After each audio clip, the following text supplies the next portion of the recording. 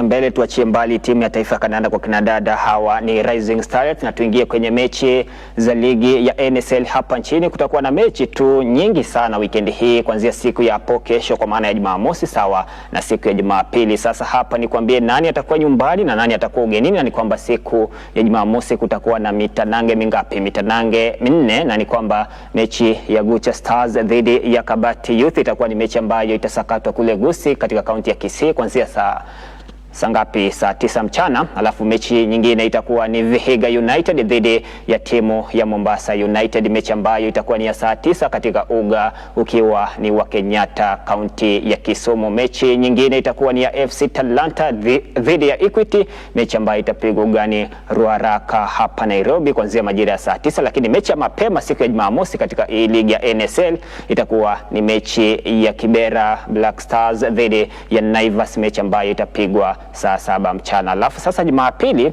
kutakuwa na mitanange mingapi? Mitanange mingi tu, na hapa imesimama hivi kwamba So United watakuwa nyumbani kukipiga dhidi ya Mwatate United, Kisumu All Stars dhidi ya MCF, alafu 3KFC nao watakuwa nyumbani ndani ya kaunti ya Embu Gani Moi kukipiga dhidi ya Nairobi City Stars, ama ukipenda Simba wa Nairobi Mofa nao watakuwa nyumbani kwao katika uga wa Jomo Kenyatta katika kaunti ya Kisumu dhidi ya Nzoia Sugar, mechi ya saa 9. Mechi nyingine ya saa 9 itakuwa ni Darajani Gogo dhidi ya Fortune Sacco, alafu tena saa 9 kutakuwa na mtanange mwingine wa ligi hii ya NSL, na ni kwamba hawa ndio kwa sasa wameonyesha nia ya kutaka kutoka kwenye hii ligi ya NSL na kupanda hadi ligi ya SportPesa.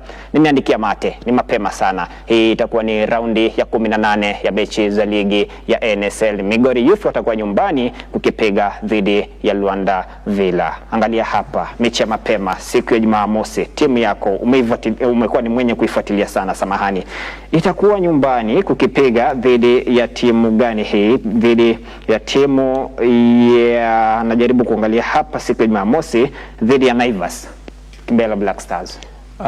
Kwa timu ya Kibera Black Stars wanastahili kufahamu kwamba mechi ya mwisho kabla ya kucheza kwenye hii mechi hapo kesho ni kwamba walipigwa mechi ya mwisho, na wamekuwa na safari nzuri kabla ya kuja kupoteza hii mechi ya mwisho ambayo walikuwa kule Mombasa kule, na watakapoelekea kwenye hii mechi dhidi ya Naivas. Naivas ni timu kali, si timu rahisi, na kwenye jedwali naona kwamba wako vizuri. Timu ya Kibera Black Stars wamemshinda mwana Naivas na pointi ngapi? Point 4.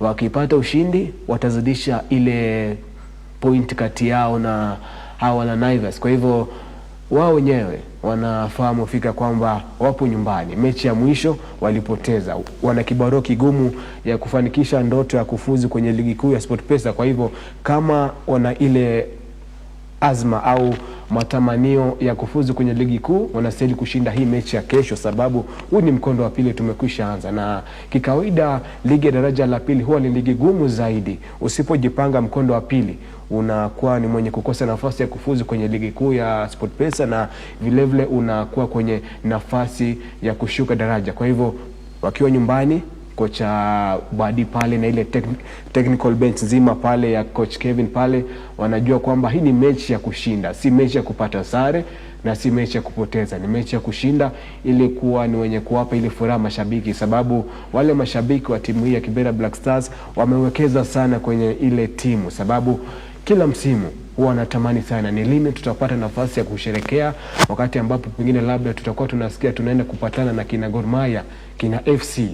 Kwa hivyo wanajua kwamba wanastahili kushinda, na kutokana na kupoteza mechi ya awali, hii ni mechi ambayo ninawaaminia sana watasajili ushindi.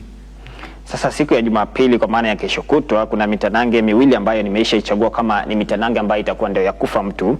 Angalia hapa, 3KFC watakuwa nyumbani katika uga wa Moi ndani ya kaunti ya Embu kukipiga na timu ambayo msimu uliopita ilikuwa ikicheza kwenye ligi kuu ya SportPesa hapa nchini, na kutokana na msururu wa matokeo mabaya wakawa wameshushwa ngazi hadi ligi ya NSL, Nairobi City Stars.